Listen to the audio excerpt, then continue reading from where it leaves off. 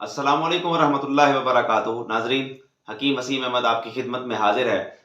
नाज़रीन, आज जिस टॉपिक पे मैं गुफ्तगू करूँगा वो है बवासीर, कि बवासीर की कितनी इकसाम हैं, उसके हवाले से डिस्कस करेंगे।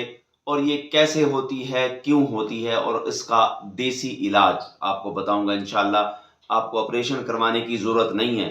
ऑपरेशन करने से पहले मेरी इस वीडियो को देख लें, इंशाल्लाह आपको बेहतर नताइज मिलेंगे इसके इस्तेमाल करने से। सबसे पहली बात ये होती है कि बवासीर कितनी इकसाम की हैं।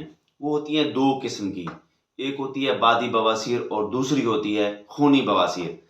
बादी बवासीर जो पहले होती है उसमें तकलीफ होती है, दर्द होता है, उठने बैठने में बड़ी तकलीफ होगी, बैठ नहीं सकता बंदा, सफ़र नहीं कर सकता, मोटरसाइकिल पे बैठना चाहे तो वो उस पर बड़ी तकलीफ होगी, गाड़ी पे सफ़र करना चाहे या आम रूटीन में दोस्तों के दरमियान बैठा होता है तो उससे उनको काफ़ी तकलीफ होती है।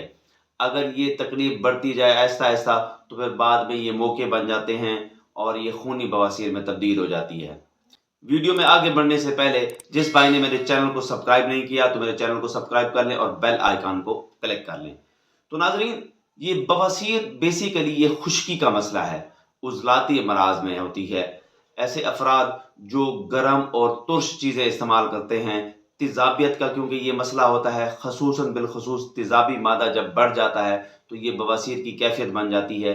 उसमें हम जो है ना, हमारी खुराकें जो होती हैं वो बादी अशिया जिस तरह हो गया आलू, गोभी, चावल, पराठा, दाल चना, इसी तरह बैंगन और करेला, ये सारी चीज़ें तेज़ाबी हैं।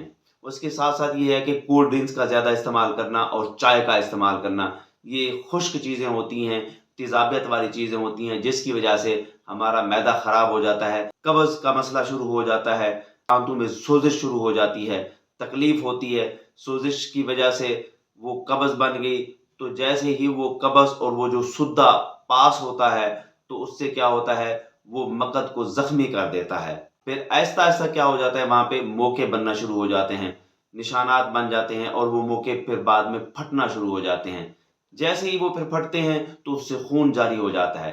पहले खुश्की का मामला था, अब उसमें तरी शामिल होगी, गर्मी शुरू होगी, तो वो बवासीर खूनी हो जाती है।